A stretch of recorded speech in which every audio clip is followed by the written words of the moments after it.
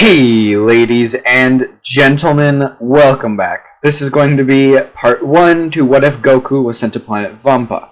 So, this is obviously going to be, instead of going to Earth, he's going to Vampa instead, kind of a thing. So you may be wondering, how the hell is this going to happen? Why would Bardock decide he's going to send, his little baby boy to such a hospitable world? Well, I could see a few ways this would happen. One, Goku's little pod would get deflected off and get shot into that direction. That would be a fairly likely one, but I'm probably not going to go with that. Another would be Bardock and Paragus could have a sort of backstory, where they were friends and doing missions together and things like that. And Paragus told Bardock before he left to go find Broly that he was going to this planet and they were going to stay there, or that he might have to stay there. And Bardock was saying that he might have to send one of his sons off to, they could have had that kind of history. So then Bardock would end up sending Kakarot to the planet where his old friend and his old friend's son was. So there's a few ways this could actually happen. It doesn't really matter all too much because it would really only affect the start. Because either way, once Kakarot actually arrived on the planet, he would start gaining a little bit more strength, and then Paragus either way would just want Kakarot to help strengthen his own son because he wouldn't really care about Kakarot all too much. So he would just be using him to attempt to strengthen Broly himself because, Paragus isn't all too strong, and after a while he would not be able to help further strengthen Broly because he's just way too weak comparatively to him. So, with that little explanation of how Kakarot would have actually got there, or not again, but it's going to be Kakarot this time instead of Goku, just for fairly obvious reasons. He doesn't hit his head or anything like that, and he's growing up with normal Saiyans, I guess you could say. Paragus isn't one of the...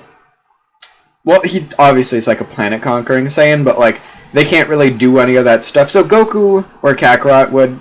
I don't know. We'll get into more of his character later. So, how the start of this would actually happen would be nothing would really happen. Kakarot and not Raditz, Broly would just be training throughout their young adult life, and be doing all those kinds of things before Raditz would show up, because Bardock would still end up telling Raditz that he sent his younger brother to planet Vampa. So with that, Raditz would show up, and he'd be like, join us in trying to take down Frieza. And Paragus is just take down Frieza. We're not doing that. But he's thinking, because maybe he can use this to get to an advantage somehow, because maybe the prince is still alive, and he still obviously wants his revenge and everything like that. So he's like, okay, Raditz, we'll join you. And they're like, okay, how exactly are we supposed to get back? Our spaceship is kinda, not doing that great right now. And Raditz is like, I'll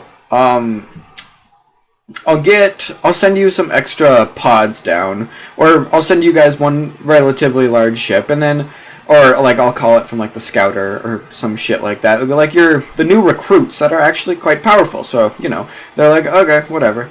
So they send down either some pods, or one of the bigger ships, and everybody gets off planet Vampa, and they start heading over to a little bit of a Saiyan meeting ground with Kakarot, Broly, Paragus, Nappa, and Vegeta, all basically just standing there looking at each other.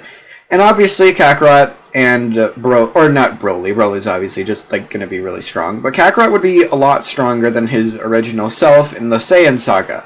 I'm gonna put his power level at around 50,000 from training with Broly. And I know what you might be saying. You're like, bro, that's way too high for him. But think about the fact that from training with only a few months with King Kai on 10 times gravity, that, he got that much more powerful, whereas he was training with Broly for years, and Broly being, much more powerful than Kakarot is, and, so he would gain pretty good gains. I don't know exactly what the gravity is on Vampa, so, I can't really go off of that, I guess, but, I'm just saying, with him having a sparring partner like Broly, he would have a pretty high battle power, while Broly would probably be at around 60 to 70,000, at least when he isn't, having, some kind of rage boost. Maybe closer to that to, of 100,000. So, yeah, we'll say he's at 100, Goku's at 50, Vegeta's at the 18,000 and Nappa was at like 4.5 to 5,000. I can't remember exactly what the number was. While Raditz is still just at the low 1,500 mark. So Vegeta, mutes his little microphone, and he mutes all their microphones on the Scouters and explains to them their plan. That they're going to try to basically, wreck Frieza and take over his empire from where they left it off.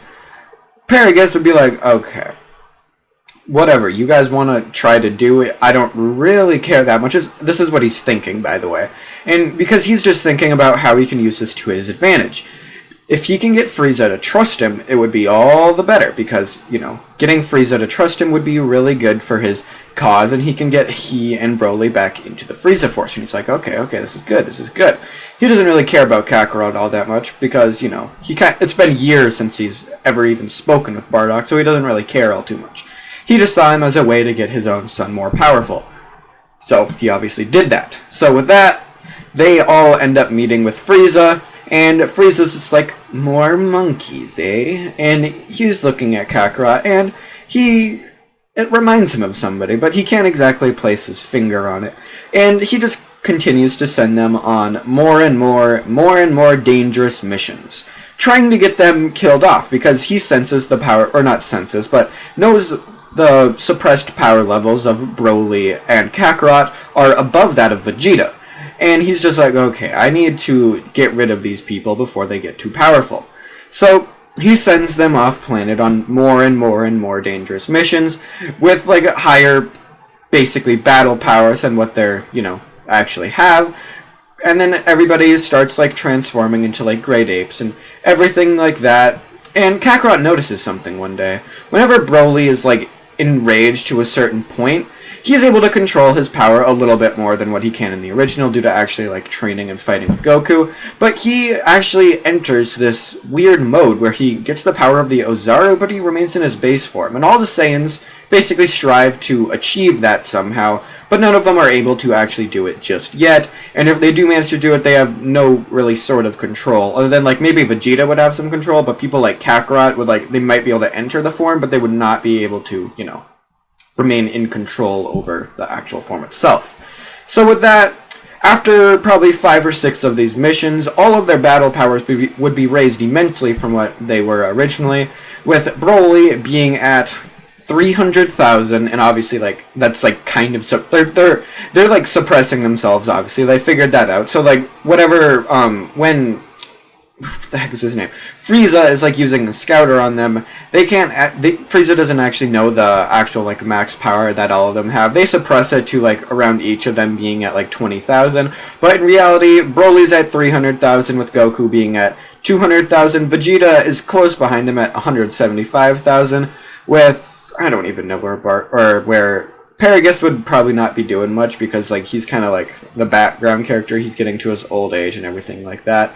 And Nappa would be probably at around 50,000, with Raditz being a little bit below him at around 40 probably.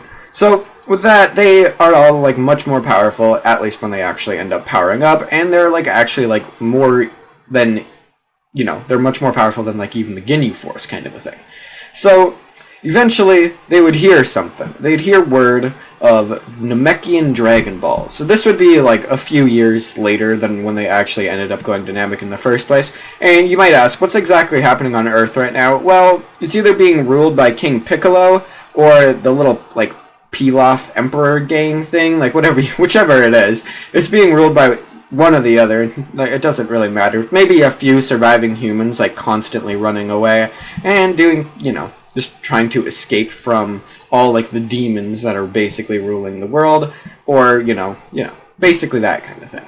So that's kind of what's happening on Earth right now, because there's no way Kami probably would be sealed away or something like that, but he wouldn't really be able to do anything to Piccolo in the first place, because if he killed him, he would die too. So he's nah, I can't do that shit. So with that, he's okay, I'm not gonna fight him or anything like that. Oh, and my gosh, my voice hurts. So, yeah, so they end up going to Namek after hearing of these weird wish orbs, and Vegeta is okay, we have to go, we're not telling Frieza about anything. So they end up going there. But obviously, having this elite force, or the the non-trusted force that this is, Frieza would be like sending people after them to try to like keep them from doing anything too weird. So he sends Dodoria after basically just keeping an eye on them. He would probably send Zarbon and Dodoria just because like he notices that a lot of their power levels are at around 20,000 or above. So he's like, okay, I'm gonna need to send more than one of my elite forces on this mission.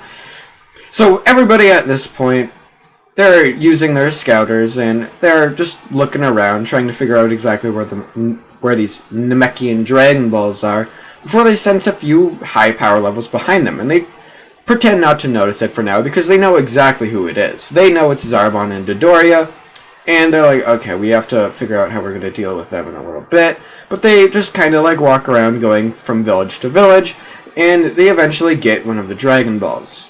Dodoria would report this in his little, like, scouter comm, and Frieza would be like, the Wish Orbs, and he would instantly, like, dispatch everybody to go there, and he's, like, ordering Zarbon and Dodoria. He's like, kill those Saiyans now!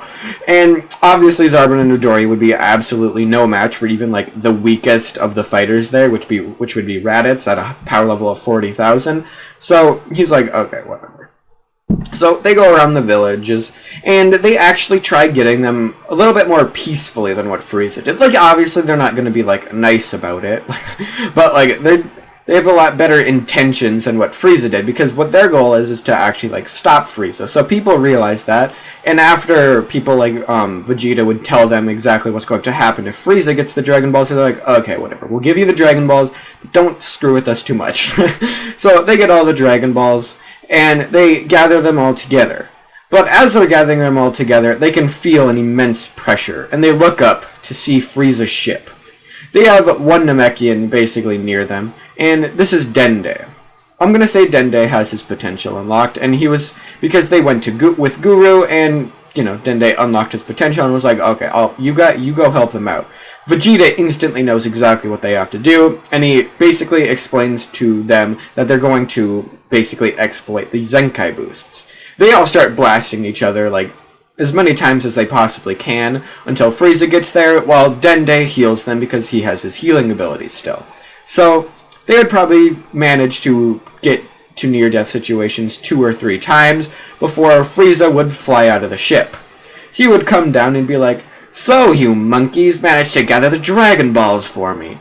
And he would be in his first form. He'd read all their power levels, and most of them would be at 30,000 or a little bit lower than that.